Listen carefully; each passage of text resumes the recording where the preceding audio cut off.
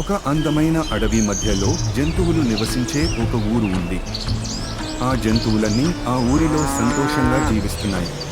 అయితే అనుకోకుండా ఒకరోజు కొన్ని తోడేళ్లు ఆ ఊరిపై దాడి చేయడానికి వెళ్తుంటాయి. తోడేళ్లు ఆ ఊళ్ళోకి వెళ్లి అక్కడ ఉన్న జంతువులపై దాడి చేస్తుంటాయి, కొన్నిటిని నోట్లో పట్టుకుని వెళ్తాయి.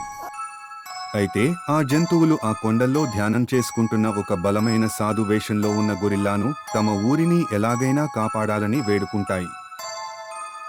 ఆ గొరిల్లా ఆ తోడేళ్ళని మళ్ళీ మీ ఊరిపైన దాడి చేయకుండా నేను చూసుకుంటా అని అడవిలోకి బయలుదేరుతాడు.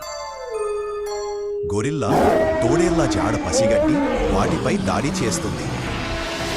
గొరిల్లా తోడేళ్లను చిత్తుగా కొడుతుంది.